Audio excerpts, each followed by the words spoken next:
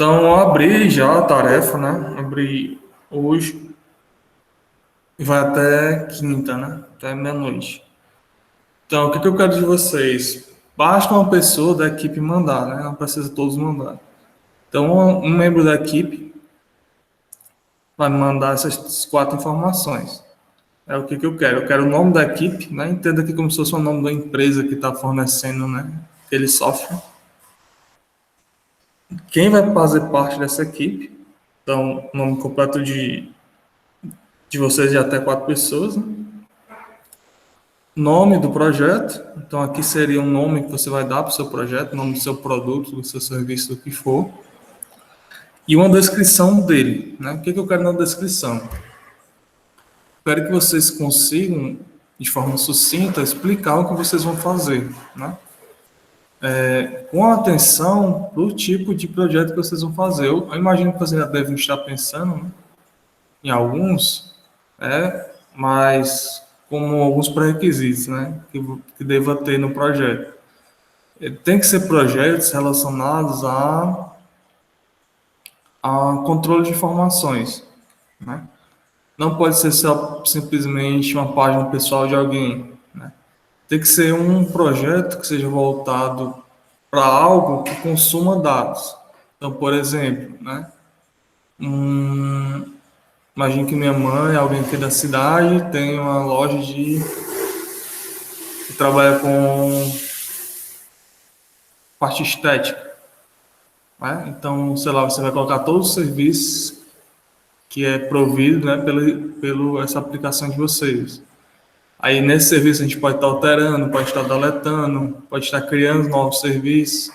Então vocês têm que pensar em projetos que você possa gerenciar os dados dele, né? Não de forma estática, né? Mas de forma totalmente dinâmica. Então criar N registros no seu site. Então que você possa atualizar, que você possa visualizar, que você possa deletar, o que a gente chama do CRUD, né? A gente possa fazer filtragens em cima desses registros, né? Então, uma aplicação que tenha a característica de manipulação de dados, né? A minha sugestão é que você faça aplicações úteis, né? Até comentei que vocês façam aplicações voltadas, por exemplo, para melhoria aqui da cidade de Crateús, da região, ou então alguma coisa voltada para melhoria a nível estadual, nacional, o que for, a nível internacional, né? Coisas que vocês julgam úteis, que a gente possa estar melhorando a nossa comunidade como um todo, né? Evitem fazer coisas bem clichês, né? Foquem em coisas mais assim diferentes, né? Que acho que podem, sei lá, ter um potencial de evolução, né? Vocês são criativos aí, acredito que vai sair coisa boa. Aí qual é o intuito dessa atividade, né? E vocês vão submeter, conforme vocês submetam, eu consigo julgar se ela é coerente para você fazer na disciplina, né? E com um detalhe também, pode ser que, por exemplo, surja projetos iguais ou quase parecidos, né? Então, conforme a ordem com que vocês vão colocando, né, eu vou dar prioridade para a pessoa que colocou mais cedo aquela descrição daquele projeto. Se por um acaso você quer fazer uma coisa que é muito parecida com o seu colega, aí a gente vai ter que, ou você vai ter a chance de mudar completamente, ou para ser bem democrático, né, a gente pode fazer algumas alterações e continuar no tema do projeto, só que com modificações. Então, por exemplo, teve até uma equipe no semestre que eu ministrei essa disciplina, que os dois, pelo que parece, chegaram com a mesma ideia, se eu não me engano, era para artigos de coisas geek, né? Aí eu sugeri, não, um faz uma rede social, né?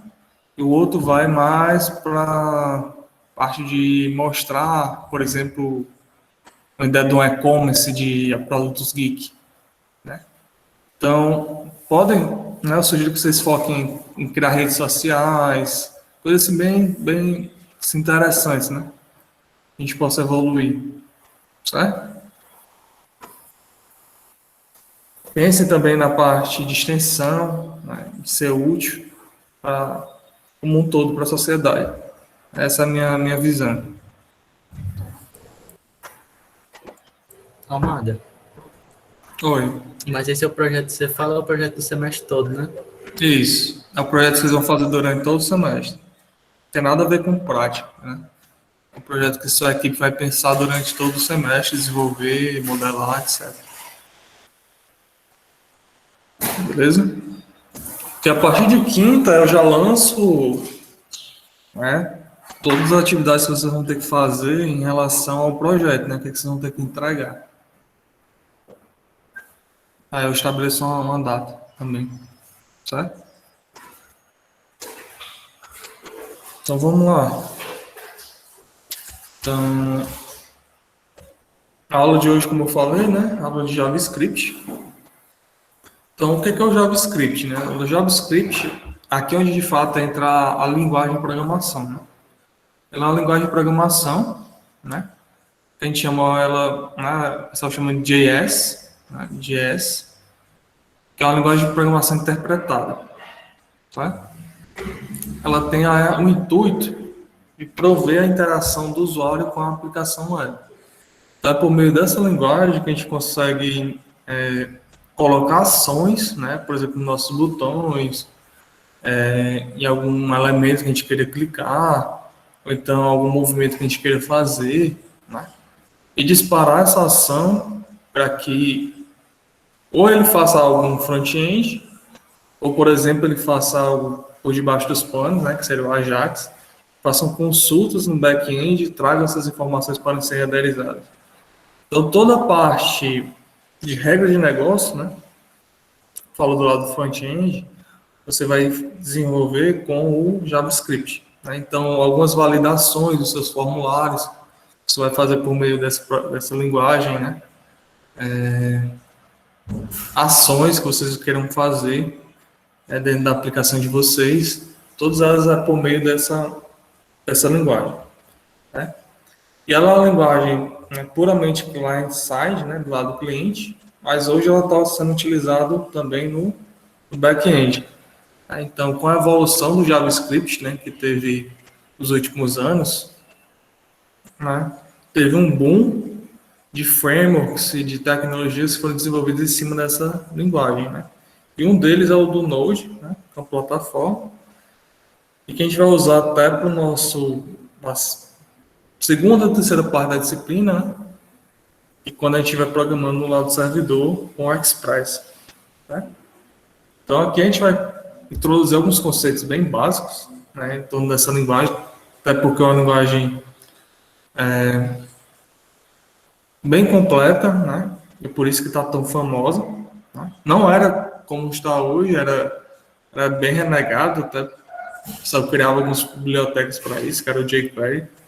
Mas hoje eles, de fato, os frameworks adotaram ela como uma linguagem útil para se criar aplicações web e essas aplicações também a nível também de mobile. Então, foquem nessa linguagem se vocês querem, de fato, né, ter uma carreira de desenvolvimento, certo? Então, para o JavaScript, né, se vocês lembrarem, aqui é uma estrutura de um documento, ó, né, HTML, que gera uma página. Tem o HTML, tem o head e tem o body, né? Quando você vai criar scripts, você tem que colocar ela dentro do head, né? Então, tem uma tag chamada script, e é dentro dela que você vai desenvolver os seus scripts, né? Suas funcionalidades do JS, né? Então, aqui está um exemplo bem simples, né? De como, por exemplo, a gente vai fazer um Hello World no JS. Então, aqui eu vou fazer ele, né? Certo, aqui é uma maneira de colocar. Vou mostrar várias outras, né? Aqui a gente está fazendo diretamente no nosso arquivo HTML, que é o nosso, por exemplo, a nossa index. Mas nada impede, por exemplo, no slide 4, de a gente fazer isso de maneira externa. Então, vou começar aqui pela interna, certo? Então, a gente tem que fazer isso dentro dessa tag, que é a de head. Então, vou abrir aqui o Visual Studio.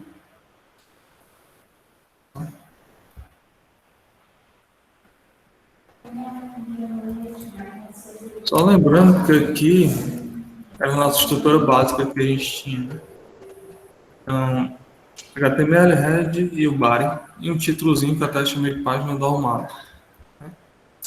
Você vai escrever a tag de script. E dentro dele você já consegue escrever o seu script. Então, para uma coisa bem simples, a gente tem o que a gente chama de alert. O que é o alert? Ele vai criar um alerta, né, dentro da sua página. Então, como aqui não está dentro de função, não está dentro de nada, né, ele é interpretado, assim que carregar a página, ele gera o alert. Aqui pode ser qualquer coisa. Então, tá aqui Hello World. Então, é uma funçãozinha, né, e aqui tu coloca um string dentro dela. Só isso. Então, vamos executar aqui. Tem o microfone aberto. Ó. Eu recarreguei a página, aí ele mostra o Hello World. Se eu venho aqui, Hello World, arrumada, welcome. Então, atualizo, né? A mensagem string que eu passei como parâmetro, né? Ele vai me retornar.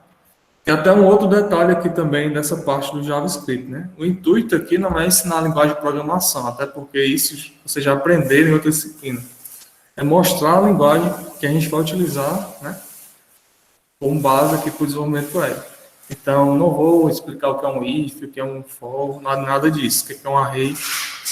Eu vou mostrar como é a sintaxe disso no JS, né? Mas a parte conceitual aí é das outras disciplinas para trás. Então, pronto, certo? Um scriptzinho bem básico. Imagine que agora eu quero... não quero fazer esse código dentro do de um arquivo só, até porque isso aqui ia ficar muito extenso, né? Então, quanto mais eu crescer aqui no meu script, isso aqui ia ficar imenso. Então, não vale a pena e não é nada legível, né?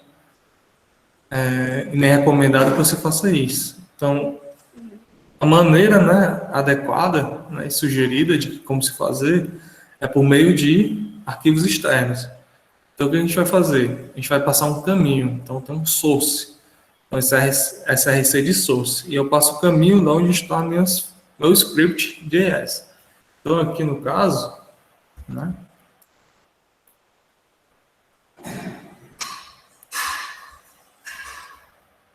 Pronto, eu até tinha aqui um JS, deixa eu abrir essa página toda.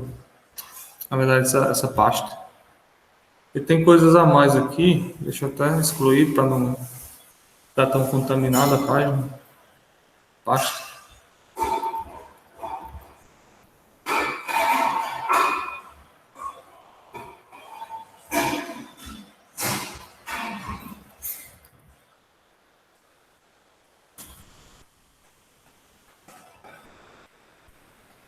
Pronto.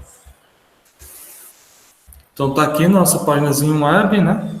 Então, por exemplo, se a gente tivesse um CSS, ele entraria aqui, que é da aula 4. Se eu tiver uma imagem, né? Se eu tiver um JavaScript. Então, aqui no JavaScript eu vou criar o meu arquivo, né? Que é o meu script. Então, eu chamei lá de hello. Você pode chamar do que você quiser, functions, o que for. O Visual Studio já reconhece como CSS, como JavaScript. Aí já botou uma marcaçãozinha aí. Pronto. E aqui a gente coloca o nosso script. Então, o mesmo script que a gente colocou lá na index, a gente pode colocar aqui num arquivo separado, né? Nada impede. Hello World.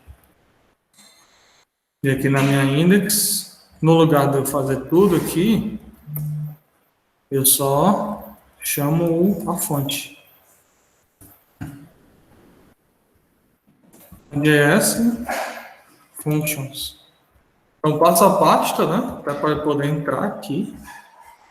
E o caminho, né? No caso, seria o nome do meu arquivo. Beleza? Então vamos rodar.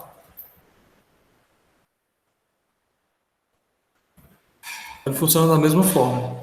Beleza?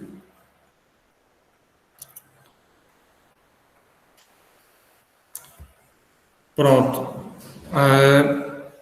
Tem algumas coisas a mais que você pode fazer no interligando tanto o seu navegador, aqui no caso eu uso o Chrome, né, com o JS. Você pode ficar fazendo acesso a algumas variáveis que você cria dentro do JavaScript, né, e também gerar alguns logs, por exemplo. Então aqui no caso, para a build do Chrome, eu Ctrl Shift C, né? Então ele já abre aqui chama de paleta de desenvolvimento, né? Ele pega tanto a parte do código, né, como do console, como outras informações, né? Se por um acaso, né, além desse alert, eu colocar o console.log, o que é o console.log, amada? É como você faz os logs na sua saída padrão, que no caso vai ser o meu navegador. Então aqui, fazendo uma analogia para vocês, seria o que a gente chama do lado printf, né? Lado C. Então imagine que eu quero mostrar o resultado de alguma coisa, não quero mostrar isso de forma visual, né? Para os meus usuários da aplicação, posso usar um console log. O console log ele vai ficar só a nível de desenvolvimento, porque ele fica tudo, né, por debaixo dos panos. Então, por exemplo, aqui, Anderson Almada. Então, console.log, vocês vão usar isso demais. Então, hello world, console log, Anderson Almada. Então, o Anderson Almada não apareceu aqui, ó, visualmente, né, para quem estiver usando na aplicação. Mas para o desenvolvedor, eu consigo logar informações, né, e ver, por exemplo, o status de alguma coisa, ver, por exemplo, o retorno, né, de uma determinada requisição que eu faça, ver se eu clicar no botão está caindo aqui. Então, vocês usam isso aqui bem como um log mesmo, né? Tem gente que usa para debugar, né? A criatividade aí é o limite, né? Beleza? Saindo aqui da parte de linkar, né, um JS com HTML, puxando a parte do console, a gente entra nos comentários. Então, o JS dá para fazer comentários tanto inline, né, como em bloco. Então, se eu quero comentar linha a linha, eu uso duas barras, né? Se eu quero utilizar o em bloco, é do mesmo jeito em C. Perceba que a linguagem é bem parecida, né? Com C, com Java, né? Então, dessa forma, a gente está com os comentários no nosso código. Então, assim, a gente pode usar tanto para documentação, como para evitar que uma determinada parte do script, né, venha a ser executada. Certo? Aí a gente entra para a parte tipo de dados, né? No JavaScript, ele tem esses conjuntos de tipo de dados. Então, ele tem um número, né? Tem um string, tem um boolean, tem um object, um null e um define. O number, claramente, é para guardar, é quando o dado que você está trabalhando ele é uma representação de um número, né? Ou inteiro, ou flutuante, ou o que for. String, cadeia de caracteres, booleano, se é verdadeiro ou falso. Um object, né? Posso definir ele como sendo a composição de elementos de outros tipos, né? Então, como se você estivesse fazendo uma estrutura de elementos que é um número, um string booleano, que é outros objetos, né? Então, a gente vai ver isso aí quando você fala tanto JSON como durante toda a disciplina, né? Os objetos de JavaScript. O null, né? É se aquilo que você está acessando não guarda nenhum valor, né? Guarda o valor nulo, né? Ao faço a aquisição, chegou, não tem nada dentro da aquisição, não tem valor nulo, né? E um define é se, por exemplo, você não guardou nenhum tipo de informação dentro dele em nenhum momento. Então, ele não está definido o que ele é. Se ele é um number, se ele é um string, se ele é um booleano, se ele é um objeto. Então, não tem definição. Certo? Então, para a gente declarar uma variável, né, a gente vai utilizar comandozinho aqui na frente, que é o var. Então, var e o nome da variável. O nome da variável segue todos os padrões, né, de nome variáveis que você já conhece, certo? Então, por exemplo, se eu quero... E aqui o grande lance do JavaScript é que ele não tem tipo, né? Então, você não bota int na frente, não bota string na frente, é só var. Var é qualquer coisa, né? Ele assume que ele é algum tipo quando você coloca depois da atribuição. Então, var number1 igual a 2, então ele entende que isso é um número, né? Então, ele já faz essa autocoesão.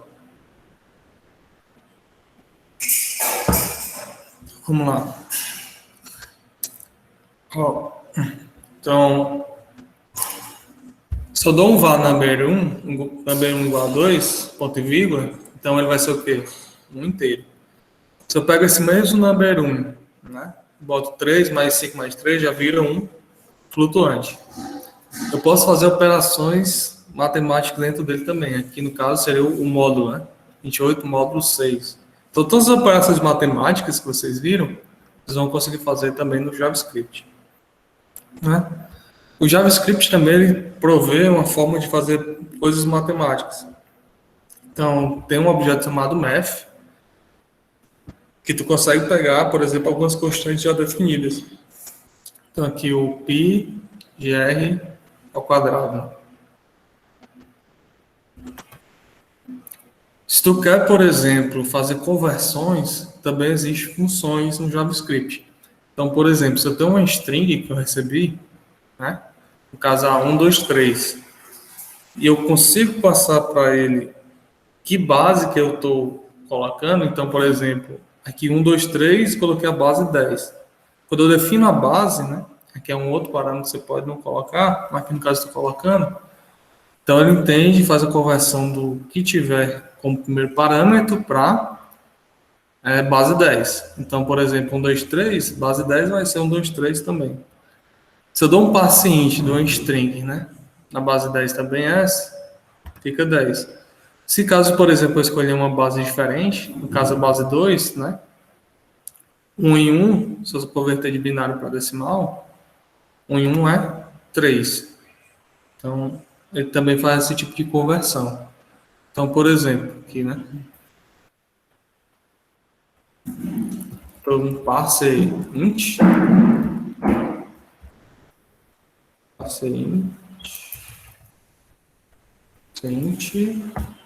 aqui eu passo o string, né, e posso passar também a base, no caso 100, né? Quer dizer, isso já me retorna a versão console log.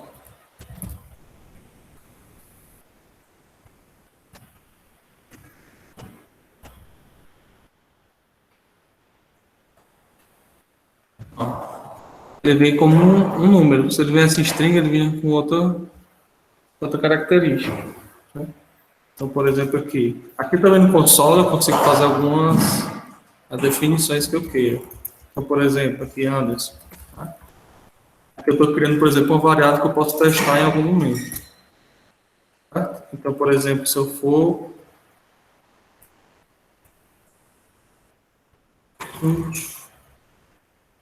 ele pega aqui a definição de Anderson. Perceba que a cor é diferente. Ó. Quando é string, ele bota preto, né? Em números, eles botam com corzinha azul. Tá? Eu posso fazer a conversão também, além de ser inteiro, como um flutuante. Então, se eu quero que esse número seja quebrado, né? Eu posso utilizar o float. E se, por exemplo, eu usar um parâmetro que não seja um número, né? Seja, por exemplo, uma string, cadeia de caracteres. Que no caso eu estou fazendo a conversão de hello para a base 10 e eu quero que se retorne inteiro, né? O JavaScript ele tem uma característica de que ele consegue definir a partir de, por exemplo, algumas funções, que um determinado número, na verdade, um determinado parâmetro seu, não é um número, né? Então, é o que a gente chama de not a number, ou nem. Então, aqui a gente pode fazer, né, alguns vai que, por exemplo, você quer fazer uma validação e o usuário, por exemplo, era para escrever um número, escreveu uma string, né, um nome, então tu consegue fazer alguns ifs, né, e verificar que o que ele passou não é o que ele e gostaria de receber, que seria um número. Então você consegue fazer isso através desse nem, né, ele faz essa filtragem para ti. E também tem um outro retorno que ele consegue dar, que é o infinity, né, aqui é mais operações matemáticas, que é 1 sobre 0 é o infinito, né? Quem pagou o cálculo aí deve ter visto. Então, nem mais 5, né? Se não é um número, então ele sempre vai ser um não número.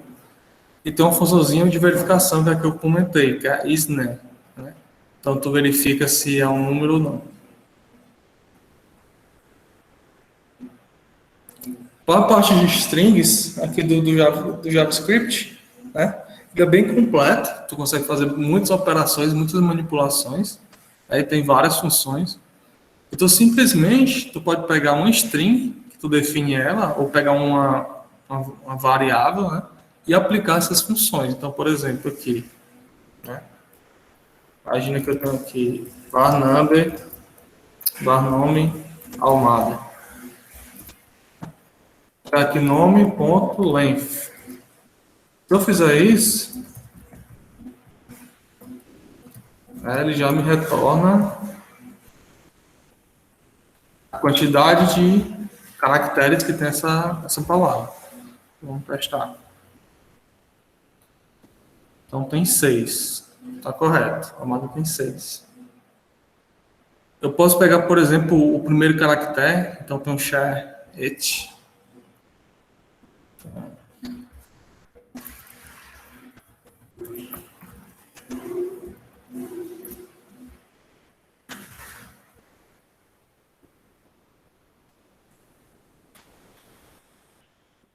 O primeiro caractere é A maiúsculo.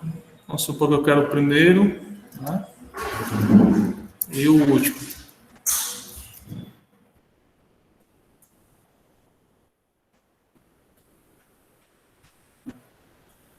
É o primeiro e o último, certo?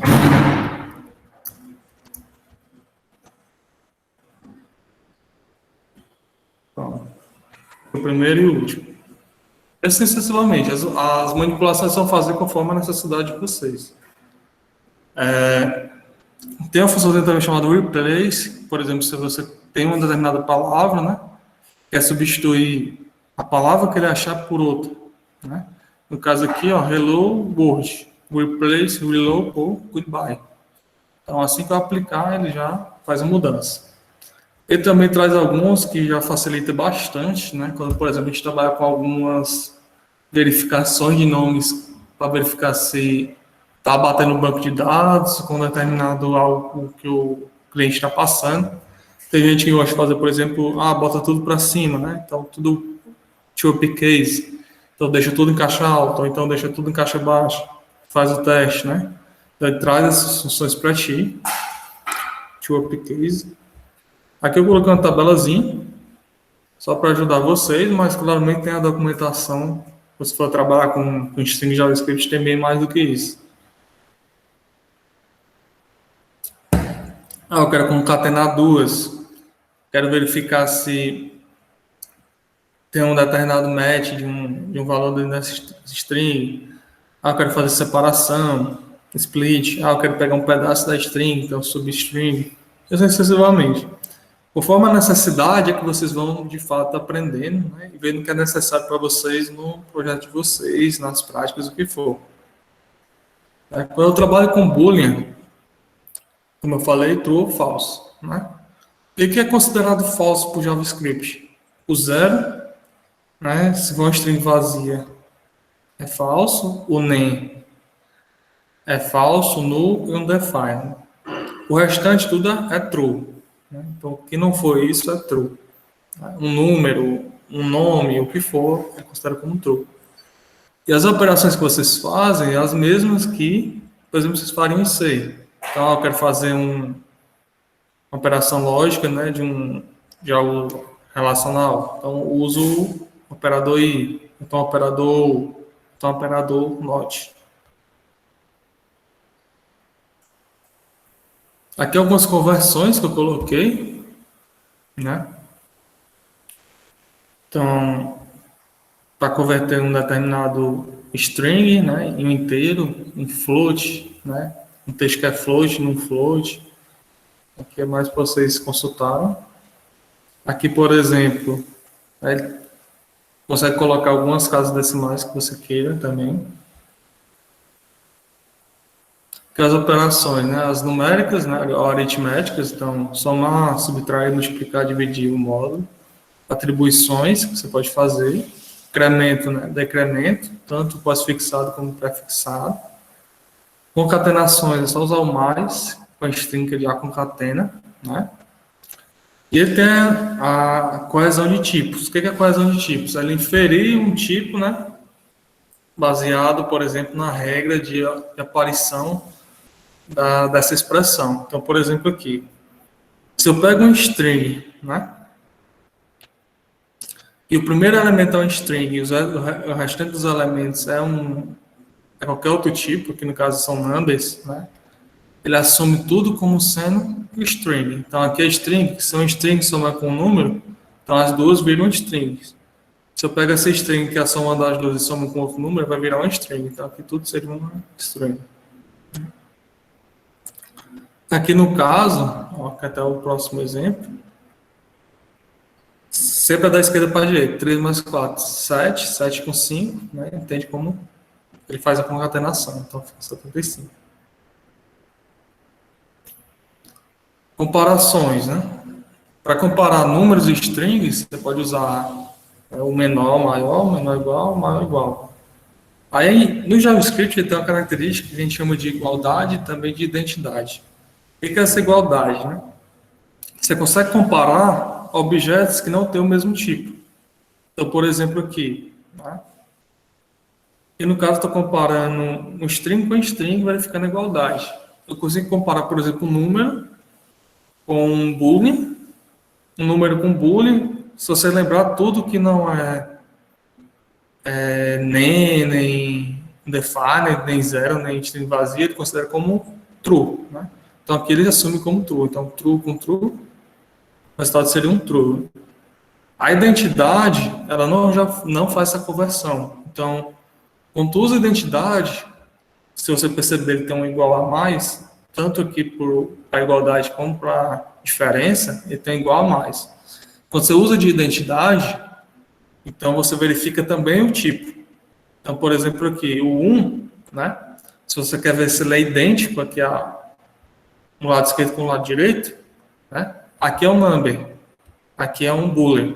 Então, ele vai assumir como sendo duas coisas diferentes. Então, daria um falso. Então, precisa ser do mesmo tipo, né? Do mesmo tipo e que a operação que você esteja fazendo, né, faça sentido. Ah, é igual de fato é diferente. O JavaScript também ele traz uma funçãozinha que é o type of, né? É justamente para dizer o tipo daquele elemento que tu tem. Então, ele consegue dizer se é um number, se é um string, se é um boolean, se é uma função, se é um objeto. O array, o null, ele também entende como sendo um objeto. Um defined é um defined mesmo. Aí a gente entra para as estruturas de controle.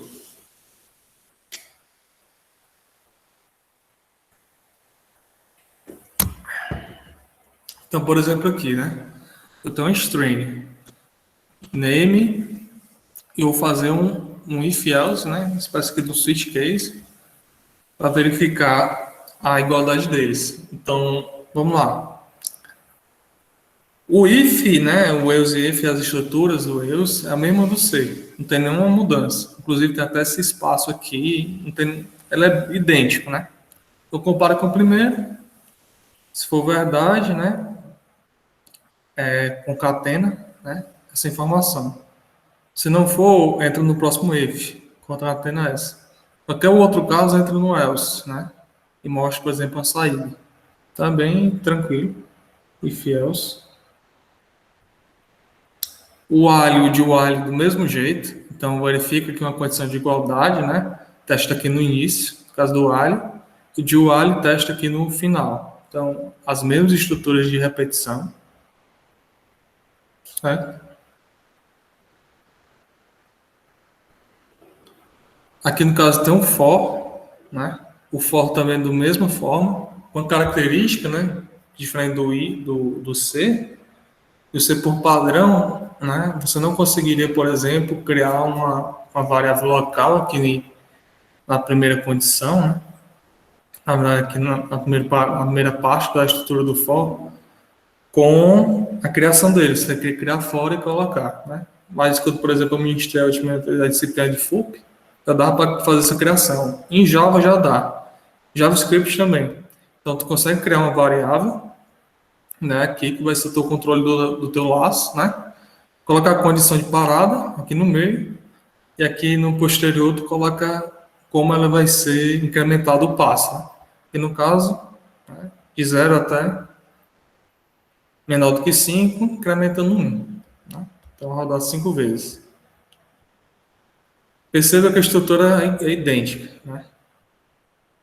Switch case, mesma forma. Então, switch, bota aqui o meu parâmetro de entrada, né? Chave, chave, e faço os cases com os breaks. Então, verifico se, por exemplo, o action é o draw, se for, dá um break, se é o int, dá um break, se não for, cai no default, tem um break. Então, segue as mesmas estruturas de controle, né? De seleção e repetição. Também o JavaScript tem um operador ternário, né? Então, não sei se vocês chegaram a ver em FUP, mas pelo menos os meus alunos eles viram que eu consigo fazer uma condição, né? E dependendo da condição, se for verdade ou falso, ele recebe o primeiro ou o segundo, né, resultado. Aqui no caso, por exemplo, faço uma verificação. A idade é maior que 18, se for, eu atribuo yes, né, que é um string para essa variável. Se não for, eu atribuo essa string para essa variável. Então, é assim que funciona o operador ternário. Teste a condição, interrogação, primeiro resultado se for verdade, segundo resultado se for falso. No JS, né, ele tem o exception, né? O exception é lá do... Ah, pessoal, antes que eu até me esqueça, né? Tem até um slide que mostra isso aqui, mas que eu me esqueço de falar. O JavaScript não tem nada a ver com Java, né? Se você tem essa ideia e que tem alguma relação, né, esqueça. Espero que morra aqui. Uma linguagem é uma linguagem, outra linguagem é outra linguagem. Apesar de ter o nome parecido, né? São duas coisas totalmente distintas. Uma é interpretada, a outra é orientada a objetos, então não tem nada a ver. Então vamos lá. Tu consegue, por exemplo, né? Que ela fala do try-catch, eu me lembrei do Java. Tentar fazer alguma operação aqui, né?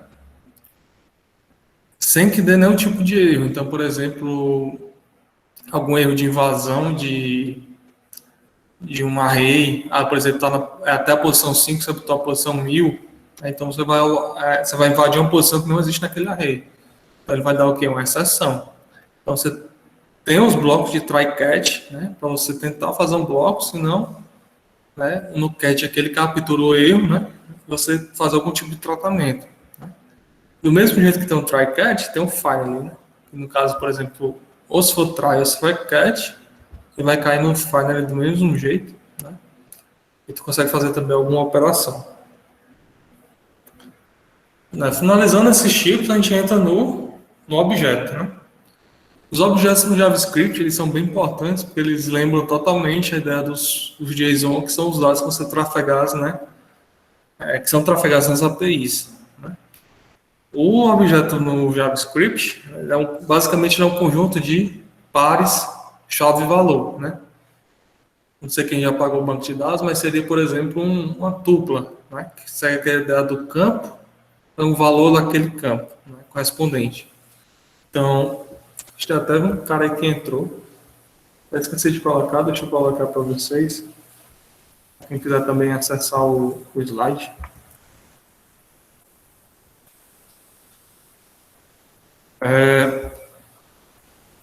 Vamos lá. Para tu criar um objeto aí no JavaScript, né? Tu vai colocar uma criação de variável normal, né?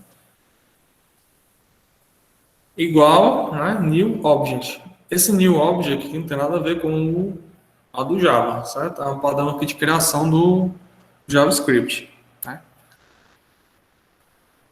E o campo, né, nessa variável, ele é referenciado por meio aqui do operador ponto, né? Então, você vai ter o nome da sua variável, ponto, o nome do seu atributo, né, do seu campo. E aqui do lado direito, o seu valor, né? Então, por exemplo, se a gente criar um objeto e dar um ponto name, então vou dizer que esse objeto vai ter um campo chamado name, que tem valor Simon. Eu posso fazer ou com o operador ponto, ou com colchete, né? Aspas duplas e o nome do campo, Simon. É a mesma coisa. Ou ponto, o nome do campo, ou colchete, aspas duplas, o nome do campo. Né? Ele entende como sendo a mesma coisa. Então, por exemplo, se a gente quer interagir com um objeto já criado. Lembrando que aqui, ó, eu criei com new, né? Porque aqui eu vou querer o querer e adicionando elementos, chaves, né? Nele, colocando valores. Mas eu posso também criar ele direto, né? Para eu criar ele direto, a identificação de saber o que é um objeto é por meio dessas chaves. Então, variável igual chaves, né? Abre chaves, fecha chaves. E colocar os parâmetros com os valores, os campos com os valores. Então, por exemplo, aqui, né? Se eu criar esse objeto com esse campo name, valor Simon, aí vírgula, campo age, valor 25. Então, eu sei que ele vai ter dois campos, aqui o name e o age, dois valores. Então, para cada um dos campos, eu estou botando um valor. Se eu não colocar, ele vai entender como sendo o quê? Um nulo. Né? Pode definir isso. Se você quer interar, né, esse objeto, né, quer passar um a um, você pode fazer isso utilizando um for. Né? Para você fazer isso, você vai criar uma variável, né, em o objeto. Tanto faz o nome que você está colocando para essa variável. Né? Quando você faz isso, né, ela tem essa porta de construção no for, é como se tu tivesse uma espécie de um array que tu vai percorrer. Aí no caso que a gente está percorrendo aqui um objeto. Então eu estou dizendo que para cada interação, para cada campo do objeto, ele vai fazer uma ação. A ação está dentro aqui no meu bloco do for. Então, por exemplo, deixa eu executar aqui para vocês verem.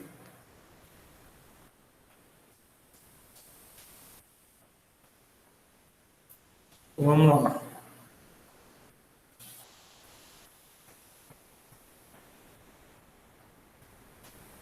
Ó, mesmo código, certo? Eu quero que ele mostre, eu quero que ele mostre o atributo. Então, o atributo será esse, né? E esse. Igual, né? Então, com a concatenação, o objeto em si e o campo dele. Então, ele vai pegar o quê? A referência daquele atributo e eu vou querer que ele mostre o quê? Quando eu pego o objeto e passo a referência dele, o que ele apresenta? O valor. Então, assim, eu vou fazer toda a iteração, né, desse objeto. Tanto faz quantos elementos tenha. Porque aqui ele mapeia o quê? Um a um. Né? Então, não precisa saber explicitamente que ele tem dois campos, ou 10 campos, ou 1000. Quando eu faço um for dessa forma, ele vai iterar do primeiro ao último. Então, vamos fazer um teste. Então, vamos rodar aqui. Aqui, ó. O campo, valor do campo. O campo, valor do campo. Então, por exemplo, se não fosse assim, fosse de outra forma. Né? Vamos imaginar, por exemplo, eu vou apagar isso daqui. Criar ele do zero. Tá? Vou criar um objeto e vou criar alguns campos para ele. Então, por exemplo, name, Almada. Está aqui em português. Endereço. E rua. Tá. Aí os carros de Melo. Só o nome da rua, sabe? CPF 2, 3, 4, 5, 6, 7, 8, 9, 6. Data, nascimento 9, 5. Objeto, por exemplo, habilitado, né, que o cara precisa saber se é um carteiro de motorista ou não. True. Tá? Mas aqui é ponto e vírgula. Esse objeto aqui, eu vou interar ele, né? E ele vai aparecer exatamente nessa ordem. Certo? Vamos testar. Então tá aí, ó. Beleza? Ó, nem estou perguntando se vocês estão entendendo, estou aqui falando. Não, o cara, botou o endereço completo para não vazar, sabe? Mas a Samila sabe onde eu moro. Vamos lá. Sim, só explicando, né? Porque ela já mandou um presente para minha noiva. Beleza? Então, tá entendendo? Tá tudo tranquilo? Até agora? Sim, tá de boa. Certo.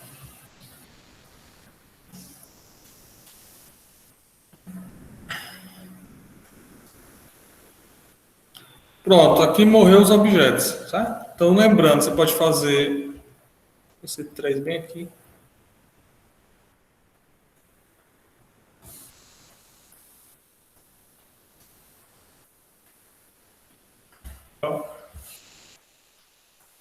Morreu os objetos, agora a gente vai para os arrays, né? Então, tem um tipo array de fato. Então, por exemplo, eu quero guardar... É uma estrutura, né, de armazenamento.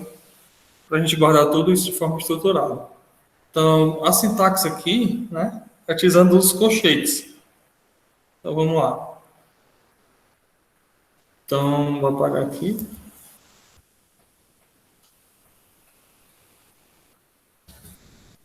Array, né? Vou criar aqui um array. 0.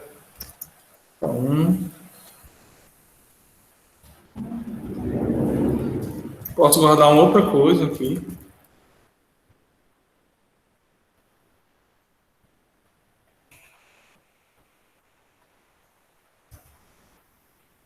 Falso.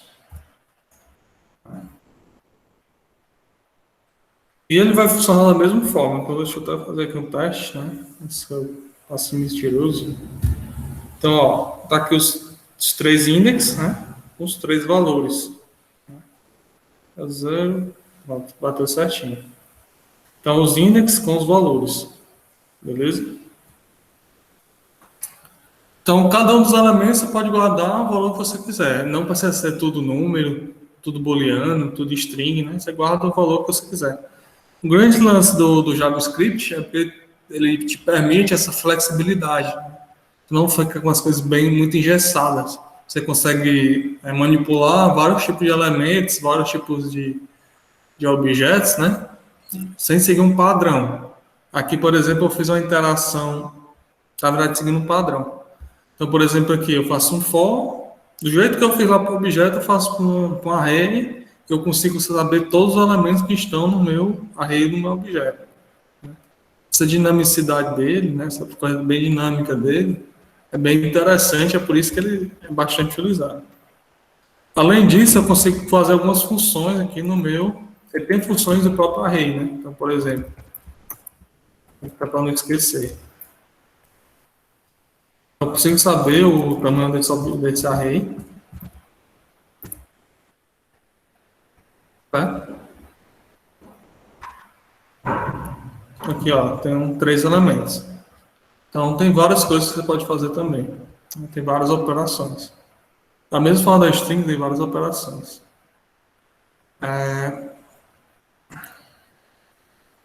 Pronto, você pode também ter um array, né?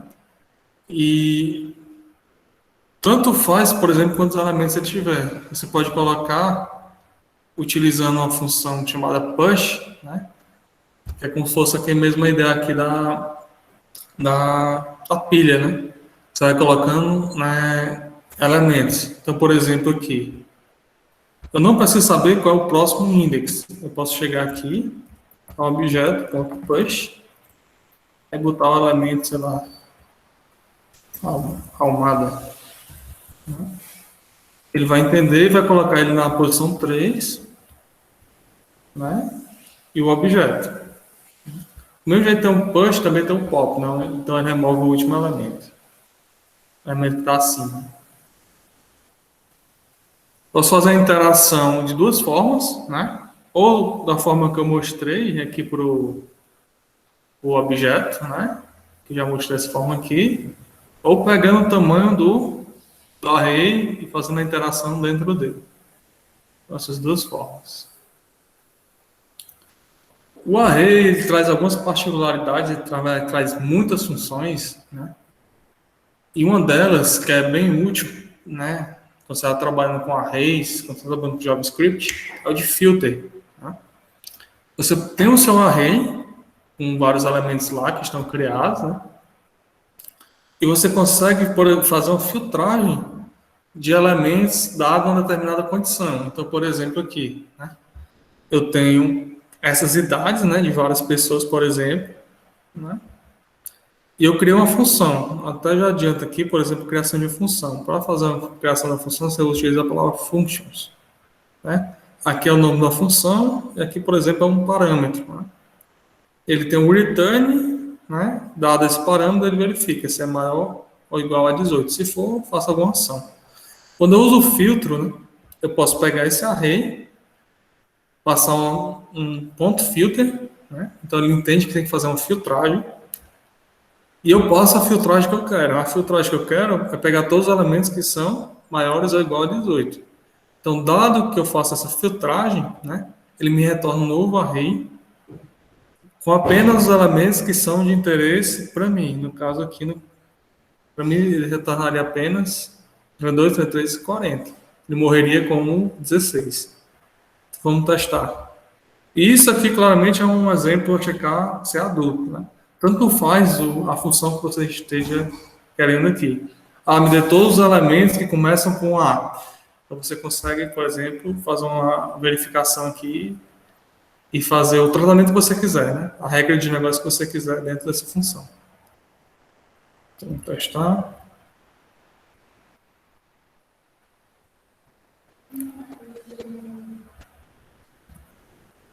Então, ele criou um novo array, né?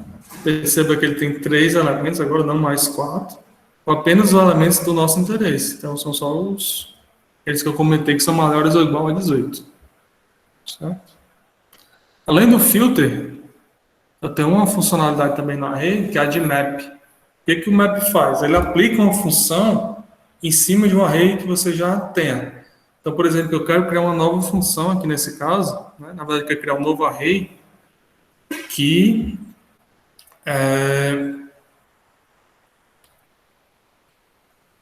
ele pega todos os elementos e multiplica por 10. Então, o array que eu tiver, eu vou aplicar um tratamento nele, né? Que eu faço isso com o map. Então, array.map e passo a função, certo? Então, aqui no caso, ó, do mesmo jeito aqui, né? Eu passo o filtro e passo a função, eu passo aqui no map. Eu dou um array, map, função.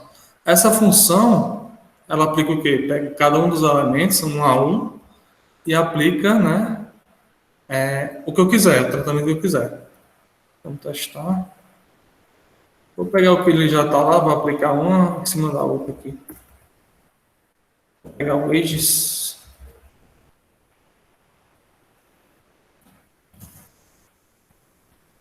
Update.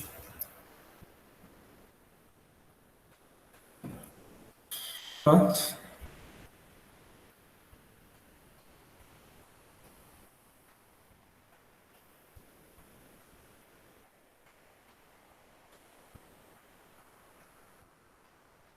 Vou fazer aqui logo depois dessa filtragem. Função, só para deixar tudo junto aqui. Deixar para cá, salvar.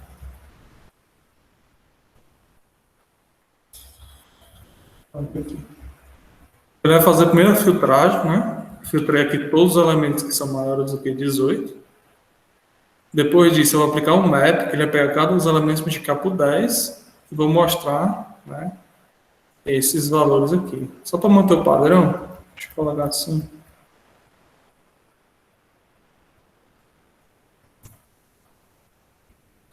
Vou manter o padrão aqui com essa de cima, tá?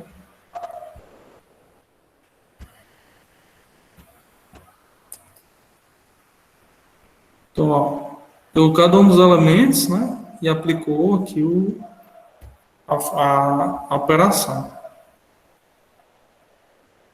Pronto, por que é que ele não pegou os 3? Pegou os 4 novamente. O que vocês acham? Ele continua pegando os 4, não pegou 3.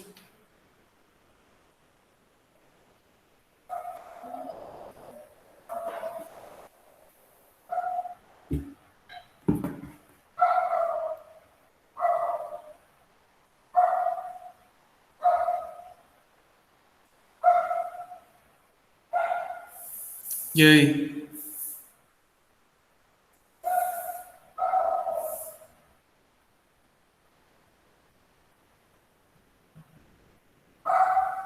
Mapeia cada elemento do array original.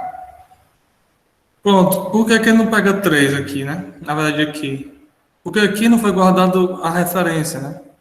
Então ele existe aqui, né? Escopo local. Ele fez a filtragem, criou um novo array, mas esse novo array não é operado com ele. Então ele continua operando em cima do array original. É o aqui da linha 1. Certo?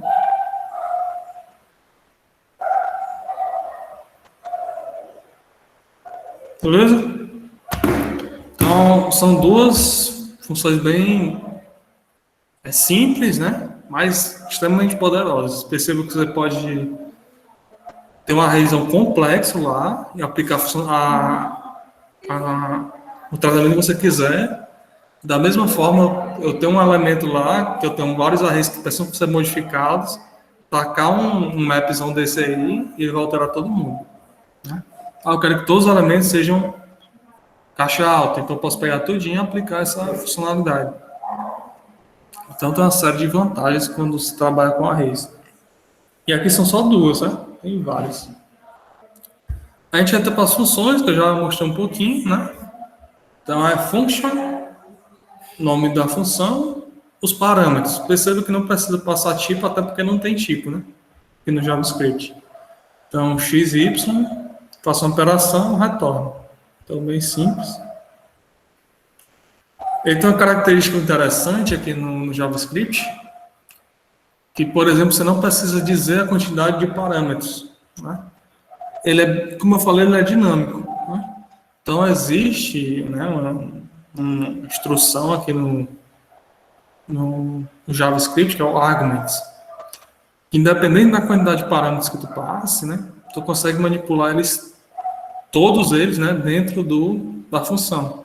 Então aqui, por exemplo, poderia pegar a quantidade, né, de elementos e pegar eles um a um pelo index, né, como eles são uma espécie de um array, né, cria um array aqui, array de argumentos. Né?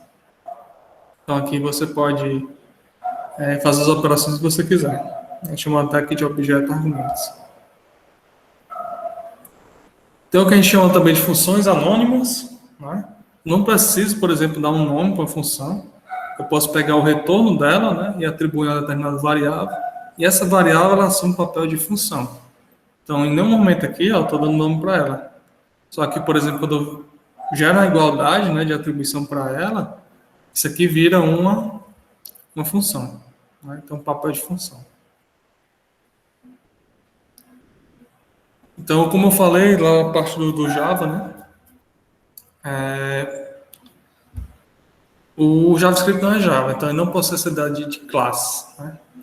Mas então ela é chamado de protótipos, né? Protótipo de objetos. Então, ele vai usar as funções. Então, você viu lá o modelo das funções, né? Tem o function, tem o nome e tal. Então, você vai simular a ideia de uma classe, né? Mas classe do lado do Java não existe. Então, do mesmo jeito que você vai usar a palavra new, né, para criação, e também tem um this dentro dele, né? E você pode criar também objetos, né, na verdade, atributos e métodos, né, simulando a ideia de atributos e métodos. Então, por exemplo, aqui, né, imagine, por exemplo, aqui que eu tenho uma espécie de uma classe que eu vou criar no meu JavaScript, né? Quero, por exemplo, fazer uma modelagem. Eu posso criar até uma ideia de um construtor também, né? Então, por exemplo, aqui, ó, function person. Imagina que eu estou, por exemplo, criando uma classe pessoa. Então, eu utilizo do operador this, né? E crio uma espécie de um atributo, né? Então, por exemplo, aqui, person, eu estou criando, por exemplo, dois atributos, né? O first e o last, né? E eu estou dizendo que, por exemplo, eu dar um new e passar dois parâmetros, esses dois casos vão ser atribuídos a essas variáveis, né? Dentro dela, eu também consigo criar as funções, né? Então, eu posso criar uma função dentro de outra função, né? No JavaScript eu tenho essa possibilidade. Então, aqui ela vai criar a ideia da função anônima. Então, ó, então dá um fullname, passando desse. Então, é como se eu estivesse criando um método dentro da classe person, né? Então, me te dá essa flexibilidade. Então, function, né? Pegando aqui os dois atributos e concatenando. Se eu fosse fazer, por exemplo, o nome invertido, né? Aí o last e o first. Então, como se eu estivesse criando dois métodos, dois atributos e uma classe, né? Quando eu instanciar, né? Falando aqui da ideia da instanciação, se eu der criar uma variável, né? E chamar new person, passar dois parâmetros, automaticamente eles já vão ser atribuídos para esses dois, né? Atributos. E se eu chamar qualquer uma dessas funções, ele vai realizar a operação. Então, vamos fazer aqui um teste. Então, vamos lá, console.log s.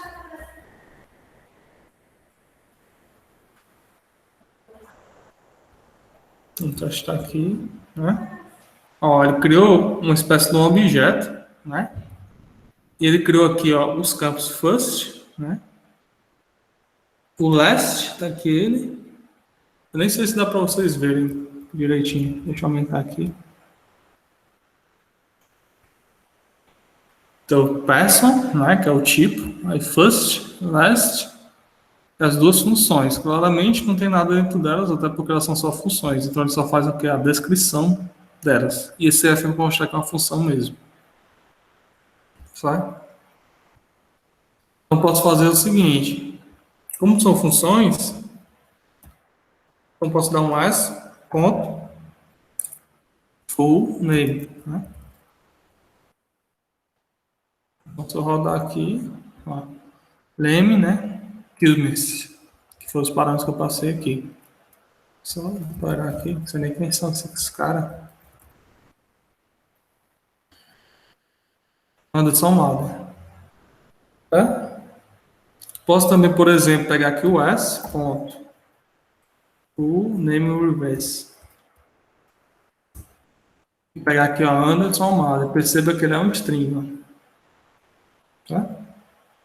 Também tem essa capacidade no console de chamar diretamente as funções. Ele acha o S justamente porque foi criado aqui o S. Então ele entende como variável. Eu posso fazer o mesmo que eu faço aqui, né? Que é até uma das características do console, que o mesmo que você aplica aqui no console, você consegue aplicar também aqui no script do JavaScript. Certo? Aí vem a ideia do protótipo. O que o protótipo faz? O protótipo, né, tá até aqui na figura do prototype, ele altera o tipo que você tiver, a função que você tiver, certo? Então, por exemplo, aqui, se eu pegar string, né, que é o próprio tipo, que é um tipo nativo do JavaScript, e dar um ponto prototype, eu consigo passar para ele, né, o que eu quiser. Então, aqui no caso, eu vou dizer um ponto para número, e esse ponto para número vai ser o quê? Uma função.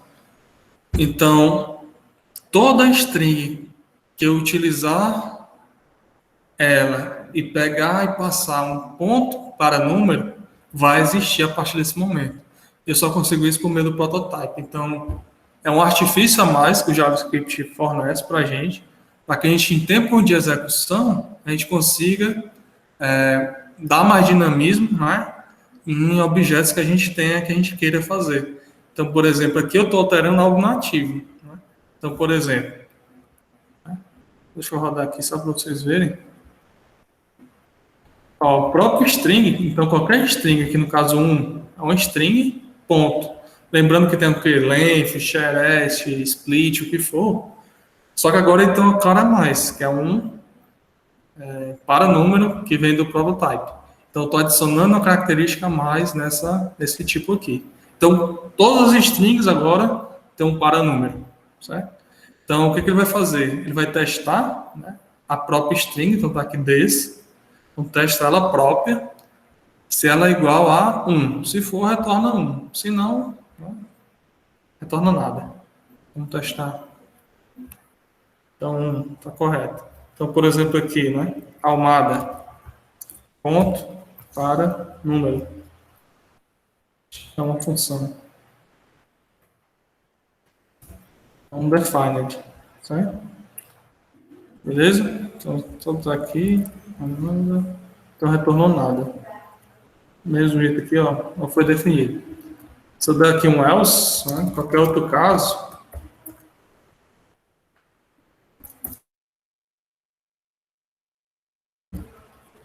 então agora já existe, né? Então vou rodar novamente. Então 0. Então, se for 1 para número, lembrando que tem que colocar os parênteses, né? Senão ele acha só como uma função, ó, representa aqui. Bota parênteses. 1. Qualquer outra coisa.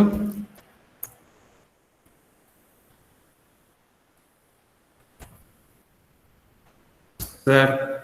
Então funciona como a gente esperaria.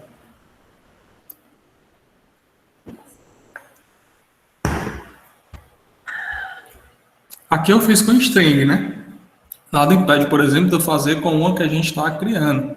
Ou com qualquer outra característica. Então, por exemplo, aqui, né, como se eu estivesse criando uma classe. É a mesma ideia. Então, eu estou criando aqui a mesma ideia da função anônima, né?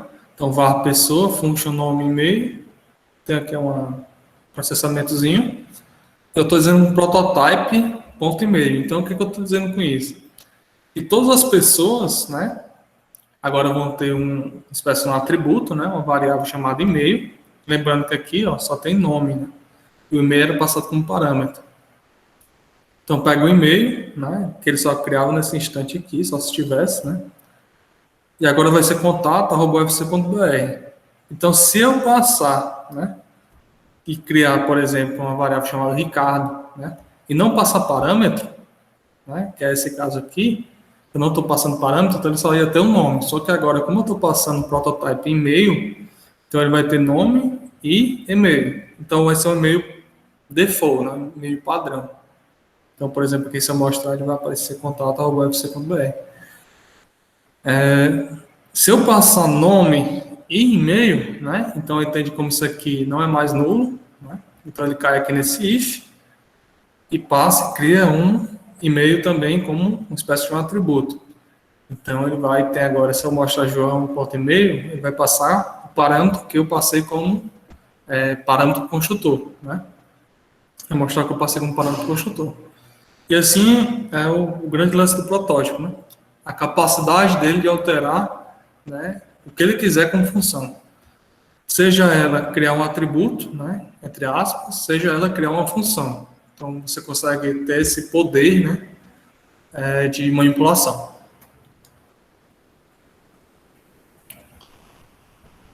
Aqui são funções, né, que eu estou criando, a mesma ideia.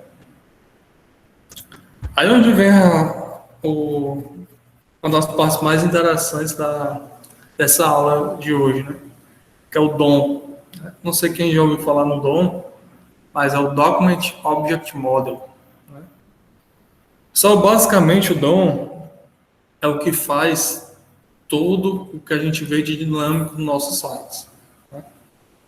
A gente chama aqui de uma interface que representa como os documentos HTML ou XML são lidos pelo browser. Basicamente, pessoal, o entendimento do que vem a ser um arquivo HTML quando ele é lido pelo browser em termos de estrutura. Então, ele vem um arquivo, né? Aqui é um arquivo totalmente... Tem uma estrutura dele, mas ele não quer dizer nada, né? Se, por exemplo, eu não passar por algo que entenda, né? O DOM, ele entende, né, todas essas construções de elementos e mapeia isso em um modelo, né? Que é o que a gente chama aqui do Model Object Document, né? Então, toda a parte de modelagem dessas estruturas de elementos feitas e manipuladas, né, através do DOM por meio do JavaScript, né? Então, o JavaScript ele consegue mapear, né, modelar, acessar cada um desses elementos, o HTML, o head, o título, o script, um cabeçalho, uma tabela, o que for, por meio do DOM. Então, é como se fosse uma espécie de uma tradução, né? Ele traduz um arquivo HTML em uma estrutura. Na verdade, até vocês vão ver aqui uma árvore, né? Uma árvore, uma hierarquia de elementos. Então, o DOM é essa construção toda dessa árvore. É entender o que está aqui em HTML, né? E transformar isso em uma estrutura. Então, o básico aqui do DOM, né? O window aqui é a janela, né? Então, a janela que a gente está tendo acesso ao nosso browser, eu tenho acesso à localização dele. Então, é por meio desse location, né? Que eu consigo redirecionar. Que eu quero, por exemplo, que uma página está aqui no local e vá para outro. Eu faço o meu site andar, né? Então, é por meio do location. Então, eu posso fazer ele andar dentro do meu próprio site ou um site externo. Então, o location que fornece isso para a gente. O history é todo o histórico que tu tem em relação até o acesso ali no teu browser, né? Então, o history ele te dá essa possibilidade. E o document é o que interessa. É por meio do document que a gente acessa os elementos HTML. Então, perceba, o primeiro elemento, né, é o HTML, que é justamente, né, o primeiro elemento aqui depois da instrução do doctype. Então, ele é o pai de tudo, né? Então, todos esses caras estão dentro dele. É porque aqui não está bem indentado, mas ele seria assim, né? Então, o HTML é o pai, ó. Esses caras aqui são filhos dele. Esses aqui são irmãos. Então, essa estrutura ela é mapeada por DOM. Então, deixa eu até aumentar aqui para ficar mais claro para vocês, né? Então, HTML, aí tem o elemento body, então o elemento head. Dentro do head tem um elemento title, dentro de title tem um texto, e esse texto é o portfólio. Então, aqui seria o que a gente tem aqui no meu, que é o página do Almala, né? Então, aqui, ó, seria o página do Almala. Do irmão dele aqui no body, a gente tem, por exemplo, um elemento com cabeçalho H1, e tem um elemento que é irmão dele, que é uma div. Dentro do cabeçalho tem um texto, a read. Dentro da div tem um outro elemento que é um P, é um parágrafo, e tem um irmão que é parágrafo também. Então perceba, pessoal, que essa árvore aqui ela vai crescendo, né, conforme elementos que você vai colocando no seu, né, ponto HTML. Aí, conforme você vai colocando elementos, vai crescendo a estrutura, vai crescendo essa árvore, né, que é o DOM. Né? E os acessos a esses elementos, e é por meio deles, né, desse acesso, e o JavaScript fornece isso para a gente consegue fazer nossos acessos e manipulações. Então, por exemplo, eu consigo pegar um determinado elemento, por exemplo, essa div, né, e mudar, por exemplo, todo o conteúdo dela. Ou então pegar um parágrafo desse, né, fazer ele se multiplicar conforme a quantidade de elementos que eu tenho no banco de dados. Então, o JavaScript vai ter esse poder, né, através do DOM. Então, ele vai pegar o DOM, fazer as construções e, né, incrementar, né, concatenar as informações e fazer a mágica que acontecer na parte interativa. Então, é por meio desse carinha que a gente tem essa possibilidade. Certo? Amado. Oi. Você pode só falar de novo o que é que quem acessa com location e history? Pronto. O location é quando tu quer fazer redirecionamento. Almada, mais Oi. uma dúvida. O senhor pode me tirar uma dúvida sobre uma confusão que eu sempre tive? Para JavaScript, quando você quer selecionar algum elemento do DOM, você tem aquele método document, query selector. Aquele comando, ele é a mesma coisa que jQuery ou jQuery é outra coisa completamente diferente? Pronto. Eu vou já para aí, deixa eu responder aqui o Alan. Pronto, olha, o location ele faz o redirecionamento. Então, por exemplo, aqui eu estou na index.html do meu site. Então, imagine que eu quero ir para carro.html do meu site, que é até uma das páginas que eu criei naquele momento. Então, eu consigo redirecionar com o location. O history é para a parte do histórico de navegação que você fez ou no seu site ou em outras páginas. Então, quando você usa do history, você consegue, por exemplo, voltar que até hoje, acho que .go -1, se tu passar isso como parâmetro. Deixa eu até conferir aqui. History go, que o go 1. Então, por exemplo, tu voltaria na tua árvore, né, de históricos da tua lista do teu navegador. Né? Então, o history, histórico, location, redirecionamento. Agora, respondendo o Rodrigo. Tem tudo a ver, Rodrigo. O grande lance do jQuery é facilitar a manipulação do DOM. Mas nada impede, por exemplo, que tu pegue o DOM de maneira bruta, que é o que a gente vai fazer aqui agora, e acesse e faça as mesmas manipulações que o jQuery. O jQuery basicamente é um facilitador das manipulações que o JS faz, né, de maneira já nativa. Então, nativamente, tu faz o query selector, o get element by ID, entre outros. O jQuery facilita isso.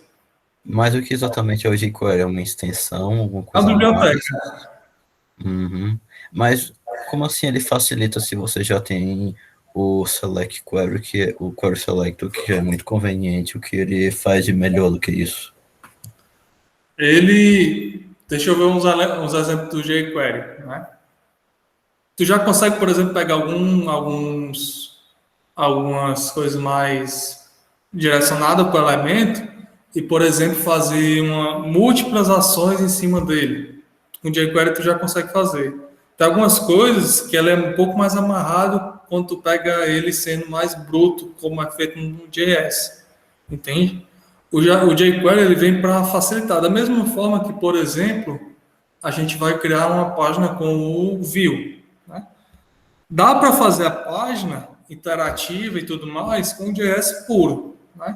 Mas é mais fácil, por exemplo, eu pegar um Vue, eu consigo facilmente fazer um link de um elemento, que é um pouco mais custoso com o JS, só que ele faz isso de maneira bem simplificada. O mesmo lance do jQuery, né?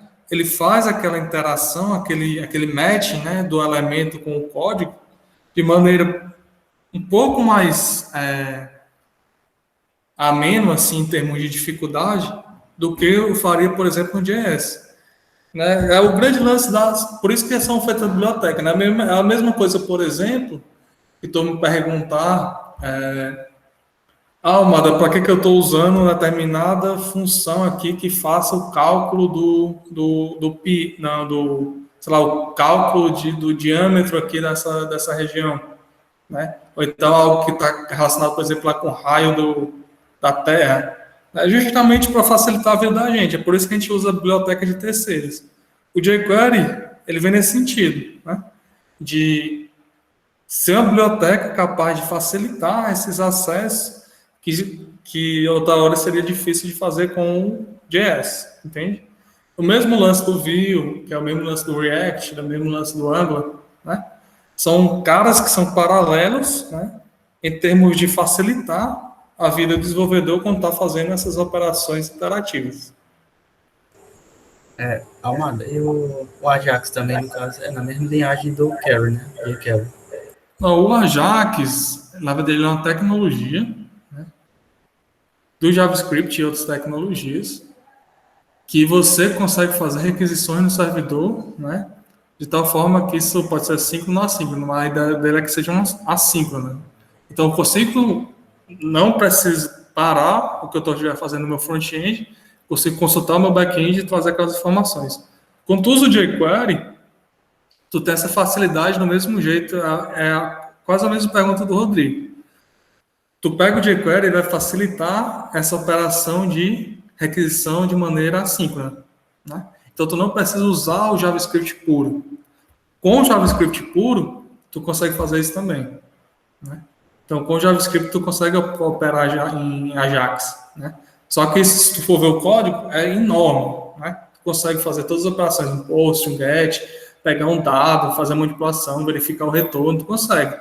Só que isso é por exemplo, 10 linhas de código. Quando tu usa o jQuery, é 3 linhas de código. Do mesmo jeito, por exemplo, quando tu usar o Vue, vai ser 2 linhas de código, 1 linha de código. Então, aí é onde entra a parte dos engenheiros de software, né, de criar soluções para a gente que facilitem a vida da gente como desenvolvedor, né? E não ficar nessa coisa arcaica de estar construindo grandes blocos de código para desenvolver, para fazer alguma operação, né? Pega tecnologias, frameworks, bibliotecas, utiliza e facilita a tua vida, né? É igual, por exemplo, quando a gente usa operações do banco de dados, né? Será que é melhor eu pegar e fazer toda aquela conexão com o Drive, fazer um selectzão enorme, fazer um insert em tamanho do mundo, ou usar um ORM, que com 2 linhas de código eu faço aquilo, né? Então, vocês têm que pensar agora com a cabeça dos engenheiros de software. Facilitar a vida de vocês, resumindo. Ei, professor, eu estou com uma dúvida, por favor. E aí, Igor? Tranquilo? Eu estou com uma dúvida a respeito da linguagem, porque lá no meu local de trabalho eu mexo muito com a parte de CSS/HTML, certo? Aí eu queria saber qual que era a diferença principal entre o CSS/HTML e o HTML, porque, tipo, eu sei que o CS ele é a nomenclatura para a parte de C#, né? Aí eu sei que, tipo, pelo menos o CSS/HTML tem essa interação com o C#. Mas é só essa a diferença que tem dele para o HTML? Ou, tipo, tem diferença de sintaxe, semântica, algo do tipo? Cara, eu não conheço esse que tu tá falando, mas, por exemplo, tem vários caras, várias tecnologias, inclusive tinha isso no Java, né? Que era, por exemplo, quando a gente queria criar umas páginas, né, das maneiras antigas, usando a JB, aquelas coisas lá, que tu tinha uma figura do HTML modificada, né, para rodar no estilo que era aceito as interações do Java, né? Eu acredito que esse que tu está falando do C# é o mesmo sentido, né? Ele é HTML, só que ele tem coisas a mais, né? Ele não deixa de ser HTML, mas, por exemplo, se tu quer fazer o matching, né, das tuas informações do C# diretamente com o HTML, aí tu tem que usar esse tipo de extensão, até porque se tu fizesse com HTML puro, não chegaria no teu resultado, entende? Então, esse tipo de extensão, ele faz um match com a tecnologia que você está trabalhando. Isso aí acontecia muito no Java, e deve ser a mesma coisa no C#. Aí, por exemplo, tem que colocar um cifrão e o nome do atributo. Tem que colocar chave, cifrão, o nome do atributo. Aí eu consigo mapear com algum elemento que, por exemplo, eu tenha lá no meu Java, né? Ou então lá no caso no C#. Isso, por exemplo, acontece bastante, né, quando se fala do PHP, né? Tu consegue misturar o HTML com a linguagem do PHP. Aí, para isso, tu tem que usar coisas do PHP misturado com as coisas do HTML. Deve ser na mesma linha de construção. Mas são coisas diferentes, né? Uma melhoria do outro, pode dizer assim. Entendi, beleza. Beleza? Mais alguém? Vamos lá. Então, vamos aí para essa parte até que o Rodrigo já adiantou, né? Então, quando a gente tem esse dom, né, a gente quer manipular ele, Quando a gente usa o JavaScript, a gente consegue. Com o jQuery, consegue também, de maneira um pouco mais simples. Né? Aqui no caso, que é a mesma coisa, por exemplo, quando a gente chegar lá no Vue, né? No Vue também vai ser bem mais simples do que isso. Aqui eu separei JavaScript e HTML, certo? O getElementById, se você lembrar, até um pouco do CSS dá para ver também. A gente coloca, né, um atributo aqui nos nossos elementos HTML, né? Aqui no caso tem um ID, tem um type, tem um value, o que for. Tu consegue, por meio do DOM, né, através do JavaScript, claro, pegar exatamente o elemento que tu quiser na tua árvore. Por quê? Porque tem um ID. O ID, ele é o cara que tem que identificar, se você lembrar da aula de HTML, eu falei, tem que identificar unicamente um elemento no teu site. Por quê? Porque isso é o que vai fazer eu, em determinado momento aqui, cair exatamente, por exemplo, aqui nesse P, se ele tiver um ID. Porque eu consigo identificar ele por meio desse atributo. Né? Então, se você precisa manipular os elementos, né? Claramente, pessoal, não é todo elemento que você vai manipular. Né? Pode ser que você crie lá parágrafos que vá só existir, mas, por exemplo, é um botão que você precisa que aquele botão faça alguma ação, dado que ele seja clicado, ou então, por exemplo, que se eu passar o mouse por cima ele faça alguma coisa a mais, você tem que especificar. Então, para isso, você usa o ID. No caso aqui, eu chamei o ID igual a name. Né? Nada impede de ser outro nome. Aqui, entenda como se fosse um nome de uma variável, né? Que ele é único no seu sistema. Entenda o ID como sendo dessa forma. Né? O HTML, ele te dá a liberdade de colocar IDs iguais. Né? Mas, como eu falei, como ele tem que ser único, vai causar uma confusão do elemento de fato que você quer. Então, procure usar, né, que esse é o recomendado, né? Até porque ele não vai deixar de... Até porque não compila, né? Ele é uma linguagem de marcação. Procure usar IDs únicos para os elementos que vocês vão manipular, certo? Então, aqui no caso, né? Eu coloquei um ID name e o nome da função é getElementById. Então, perceba que é element. Então, um único elemento. Então, o JavaScript tem o poder, né, de pegar exatamente aquele elemento e fazer a operação que você quiser em cima dele. Aqui no caso, né, deixa eu passar aqui para o VS Code, aqui dentro do body, né, eu vou colocar a funçãozinha lá. Eita, já falta só 15 minutos. O nome da função é OK, certo? Então, clique. Então, quando eu der um clique, ele chama OK função.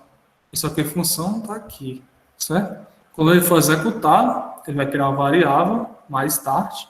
Ela é o retorno do document.getElementById name, né?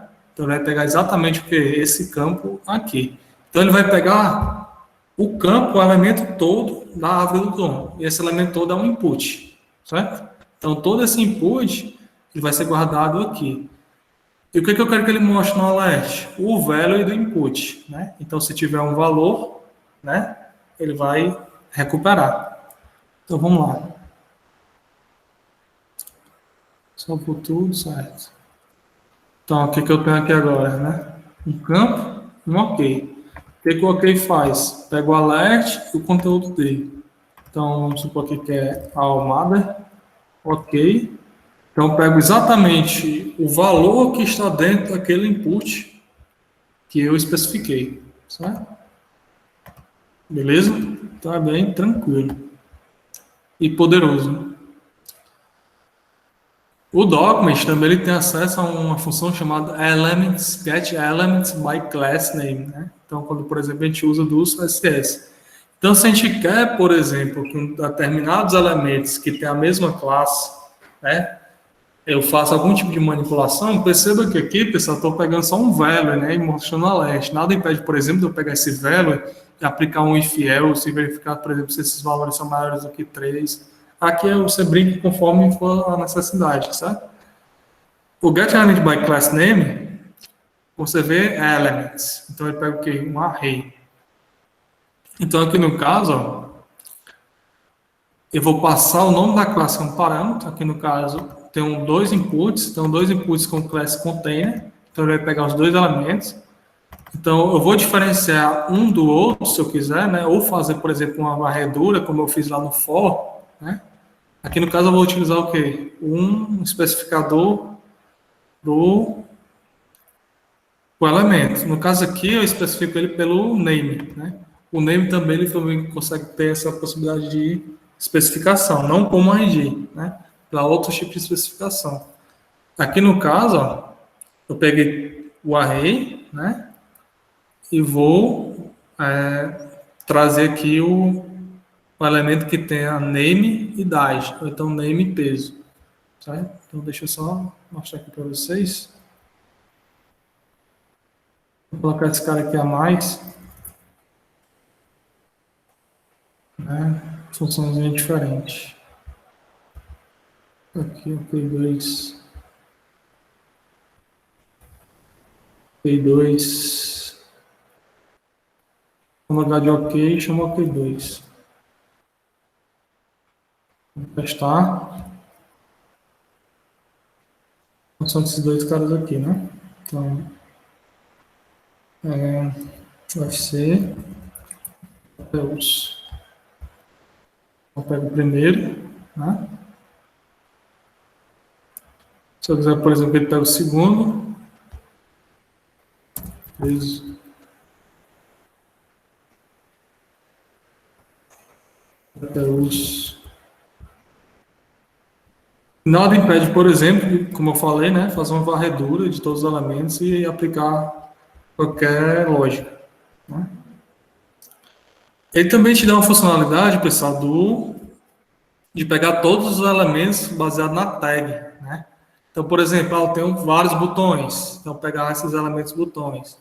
Eu tenho vários inputs, pegar todos os elementos inputs. Então, eu especifico o parâmetro, né, aqui nessa função. É a mesma lógica, né? Não tem muito o que está mostrando. Aí onde vem o que o Rodrigo falou, o Query Selector. Né? Com o Query Selector, eu consigo pegar exatamente, pessoal, aqueles mesmas seleções que a gente fez lá no CSS. Pegar um ID com a classe, com o que for. Então ele pega exatamente a seleção que for passada como parâmetro. Aqui no caso, o jogo da velha e o ID, né? Então, procuraria aqui esse ID aqui, o reset. Né? Mas que nada impede de ser um seletorzão enorme, né? Com o que você precisar. Certo? Aqui ele vai pegar só um. O select all, né? É autoexplicativo, né? Ele pega todos os elementos que estiver nesse seletor que eu for passar como parâmetro. Né? Então, eu criaria aqui um array. Aonde vem aqui os interessantes, né?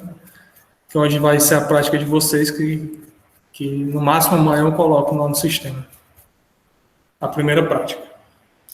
É o próximo elemento aqui. Certo? Com essa seleção, aqui no caso eu tenho que querer select, mas nada impede, por exemplo, de ser um outro elemento que você utiliza para pegar o elemento do DOM que você quiser. Uma outra função que você utiliza para pegar o elemento que você quiser. Tem uma funcionalidade aqui, na verdade é uma espécie aqui de um atributo, que é o test content. Né? Test content. O que ele faz? Né? Baseado na seleção que tu criou, né? Aqui está o elemento que tu criou, que tu recuperou, na verdade, tu consegue alterar o conteúdo dele. Né? Conteúdo, né, de maneira bem plain, né? bem clear mesmo o próprio conteúdo daquele elemento. Nada a ver com a parte do HTML. O conteúdo que está dentro daquele elemento. Então, ó, aqui no caso, eu estou fazendo a seleção desse seletor aqui. No caso aqui seria esse parágrafo. Né? Então, quando ele pegar esse parágrafo, vai passar um test content, isso daqui. Esse aqui é um string. Então, o que ele vai fazer? Ele vai pegar o conteúdo aqui dele, que uma vez está ok. Quando ele vai fazer essa operação, quando eu dou um ok, ele pega um elemento e troca o conteúdo. Quando ele troca o conteúdo, Em vez de OK, ele vira, agora o texto do elemento mudou. Então vamos testar aqui.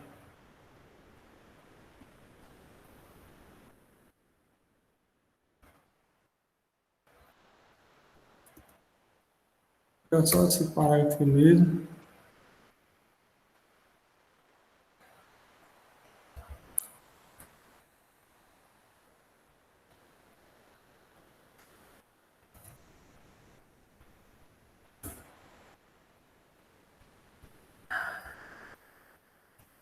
Vamos testar.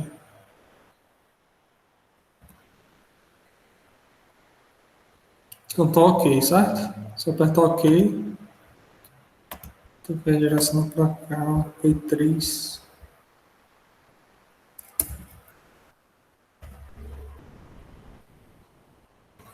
Ó, ele pegou o texto, né? É só já que os elementos. Né? Percebe que aqui está OK. Né?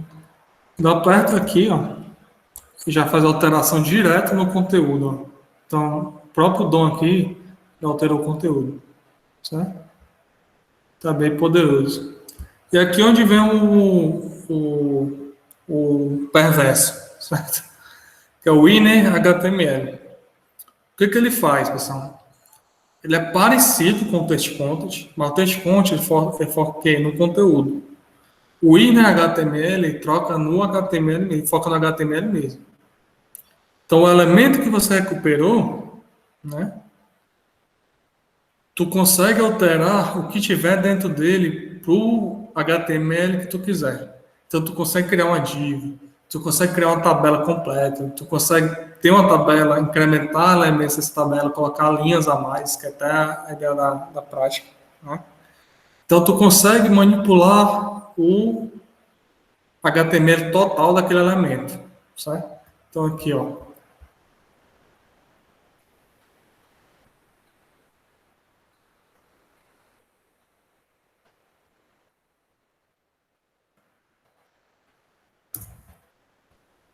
Aqui ele tem uma div, né? Quando eu clicar na div, ele chama essa função aqui.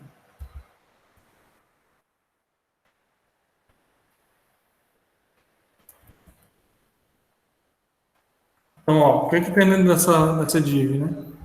Tem só um texto, né? Não tem nem HTML dentro dela. Mas aqui poderia ter um parágrafo que ele ia alterar. Vou até mostrar para vocês.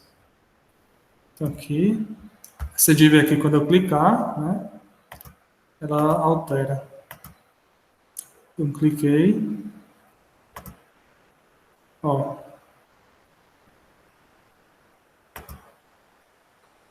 O que ele fez? Ó? Ele pegou o conteúdo que tinha lá, deixa eu até rodar aqui novamente. O conteúdo que tem é creep, né? Aqui em inglês. Quando eu clico, ele vai criar uma div dentro desse elemento. Nada impede, por exemplo, no lugar disso aqui, né? Eu ter um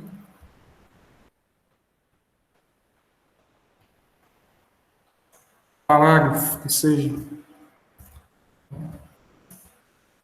Ok. Ó, rodei aqui, deu ok. Quando eu clicar, ele vai criar uma div. Tá? Então, tu consegue alterar completamente de fato o DOM, porque aí tu cria de fato um elemento diferente, né? Cria o elemento que tu quiser. Né? Então, pode criar uma div, pode criar quase uma página toda aí dentro dela. Né? Os outros aqui, né? Faltam só dois lados, certo? Tem o Edge Event Listening, né? Basicamente escutando o evento, né? Para adicionar uma escuta do evento, no caso o evento do clique. Então, por exemplo, aqui.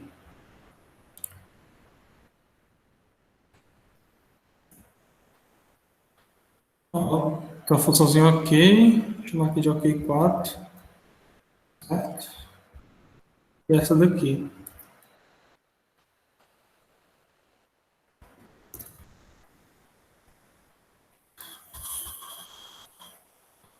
O que ela faz? Ela vai pegar o elemento, né? Que está mapeado por name. Tenho ele aqui, tenho. Pronto. Então, só um.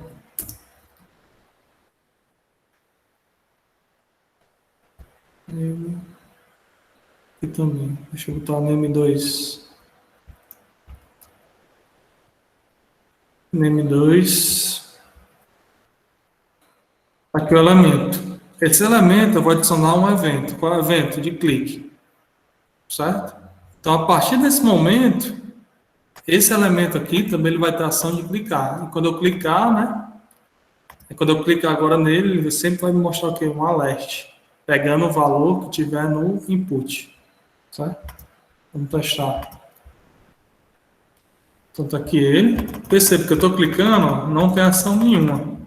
Quando eu aperto OK, a partir desse momento, agora esse elemento aqui, que foi o que eu recuperei e passei a ação, agora ele tem uma função de clique. Então, quando eu clicar, agora ele recupera o valor que tiver aqui dentro e retorna, né? Gera um alert. Beleza? O select, né? A mesma ideia. Que é aquela ideia de, por exemplo, estou aqui, né? Fazer uma seleção. Fiz uma seleção, aí ele mostra uma ação. Certo? E esse daqui que eu botei só para a gente ver aqui um pouquinho. Né? Um exemplo de teste que ele tem, ó. Ele bota eventos do mouse. Então, botou o mouse em cima, clicou ou saiu, né? Tem 3 funções diferentes. Ele vai pegar o elemento, né, da HTML dentro desse elemento aqui, demo, no caso é esse parágrafo, e concatenando, né, que você pode fazer isso também, até porque como fosse uma expressão string, né, vai concatenando o HTML dele, e ele vai aparecendo aqui. Então, ele pega o que tinha antes, soma mais uma parte de HTML. Pega o que tinha antes, coloca mais alguma coisa. Pega o que tinha antes, coloca mais alguma coisa. Então, quando eu botar o mouse, ele já coloca ali. Saí, ele mostra também. Entrei, cliquei, ele mostra uma ação. Saí, ele mostra outra. Aí, tudo isso você consegue fazer. E aí estão os links importantes, né? Tem o próprio JS W3 School, tem a parte só do DOM, né, do W3 School também, e um pouco mais de teoria, se vocês quiserem se aprofundar mais sobre o DOM, certo? Aqui está o slide de dúvidas. Essa aula aqui é bem extensa, né? Muito conteúdo. Mas ela é completa no sentido de mostrar a linguagem, mostrar os objetos, mostrar os arrays, como interar com eles. Aí o principal dessa aula é a parte da manipulação do DOM, né? Porque a gente vai fazer isso na prática, né? Vocês vão fazer isso também no projeto, né? E vai fazer durante aqui toda a disciplina, né? Não com o JS, mas com frameworks para facilitar isso que a gente fez agora de maneira mais bruta. Beleza? Só uma pergunta, Almada, para não se estender tanto. Pergunta rápida. Por exemplo, se eu tiver um select e eu tiver algumas opções nele, e eu quiser colocar para... Quando eu selecionar uma opção específica, uma ação acontecer, como eu faria, sendo que no select tem um value nele. Cada select vai ter um value. Tu poderia pegar esse elemento, né, por meio um desses queries que a gente mostrou, desses gets, e a partir de lá, tu vai ver o elemento, tu consegue verificar, por exemplo, qual a opção que está sendo selecionada. Né? Deve ter vários exemplos que, por exemplo, deve fazer isso. Então, por exemplo, get, você pode pesquisar assim. ID select option value. Então, eu encontrei algumas opções, mas nenhuma foi nativa. No final acabou só dando certo com... Pronto, aqui, ó. Aqui, esse aqui é nativo. Ó, vou até colocar para tu dar uma olhada, aí tu me fala se funciona. Beleza? Aqui, ó, ele vai pegar o select, ele vai pegar baseado no ID, então consegue pegar o elemento, vai pegar o value dele. Então, o value dele é qualquer um desses options, né? Então, JS, PHP, C Sharp, Java, Node. E assim ele consegue pegar. Vamos até testar. Aproveitar que você está aqui. Testar aqui.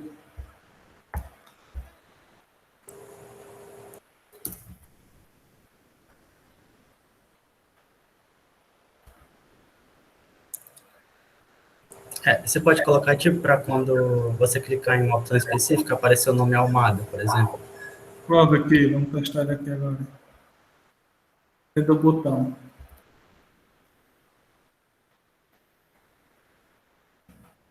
Estou dentro desse botão aqui, né? Então, C Sharp. E apareceu. Java. E já tem ação.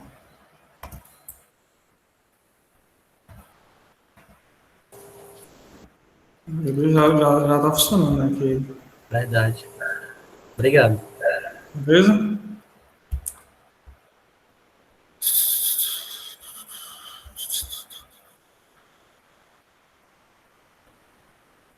Show.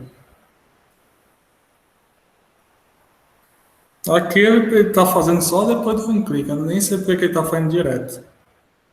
Depois tem que dar uma olhadinha aí para ver o que ele tá fazendo. Mas nesse estilo. Certo? Ah, porque ele já tem um change, é por isso que ele tá funcionando. Eu tenho esse change, então baseado na mudança, né?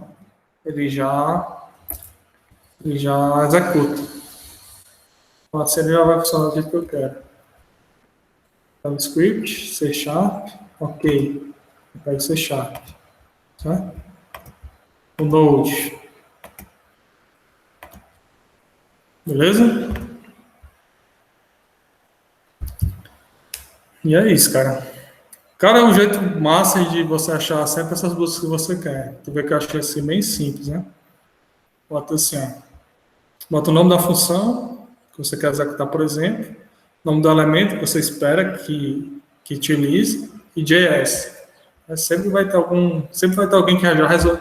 Uma das vantagens, né? E sempre vai ter alguém que já resolveu o seu problema. Né? Um dos grandes lances aqui da programação é esse, não tem muito que inventar a roda. Né? Sempre alguém já resolveu esse problema. É mais o lance de achar, né? Saber achar a solução que você quer. Né? Tem muita coisa pronta.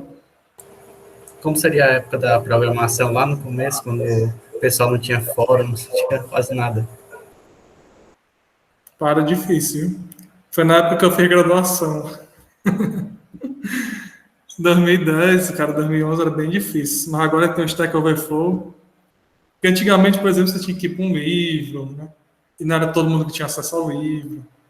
Então era bem mais complicado. Hoje em dia, tá muito fácil. Antigamente tinha que ir bem na documentação mesmo, né? Ir para os fóruns da vida e é muito ruim de ler, tem site que é horrível de ler. Agora com um Stack Overflow, dá mão na roda. Pois é isso, pessoal. Obrigado aí pela participação de todos. Deixa eu ver como é que para isso aqui. Deixa eu ver. Pronto. E até